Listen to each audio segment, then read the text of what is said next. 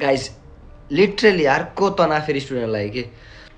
जुन हामीहरूको पिएसडब्ल्यू 2 वर्षको हुन्थ्यो अहिले गएर घटाएर 1.5 वर्षको राखिदियो के जुन पहिला 24 मन्थको थियो अहिले ओन्ली 18 मन्थ 18 मन्थ भनेको पहिला हामीले हल्ला गल्ला सुनेका थियौँ कि पिएसडब्ल्यू सकिन्छ यो सकिन्छ धन्नले सकिएन भन्नु यो ठुलो कुरा होइन is the best first also कि 18 मन्थ गरिदियो ओन्ली 6 मन्थ कम गरिदियो तर पनि त्यो डिफिकल्ट के किनकि हजुरले पढाइसक्दा बित्तिकै जुन यो 1.5 वर्षमा स्पोन्सरसिप खोज्नु भनेको एकदम ठुलो कुरा हो है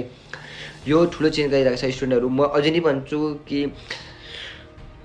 टाइम छ मलाई अस्ति भिडियो बनाएको थिएँ कि मास्टर सुरुबाटै आफ्नो फोकस गर्नु स्पोन्सरसिप लिन किनकि पिएसडब्ल्यूको भर हुन कि हामीसँग पिएसडब्ल्यू छ 2 वर्ष हामीसँग छ 2 वर्ष जसरी पनि हामीले पिएसडब्ल्यू लिन्छौँ होइन पिएसडब्ल्यू लिएर हामीले स्पोन्सर पनि लिन्छौँ भनेर त्यो आश नगर्नु युकेको वेदर र युकेको रुल एक जस्तो छ क्या एनी टाइम चेन्ज गाइस अहिले 18 मन्थ गरेको केही टाइममा सायद मेबी त्यो पनि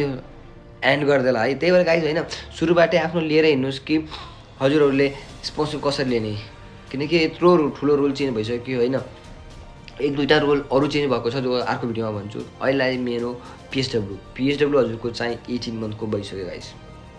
होइन अब 18 मन्थमा हजुरले पास गर्दा बित्तिकै हजुरले आफ्नो डिग्री सक्दा बित्तिकै एनी हाउ हजुरहरू अब यो 1.5 वर्ष हजुरले स्पोन्सर खोजेर सेटल हुनु पऱ्यो होइन अब पहिला पनि के थियो 5 इयरको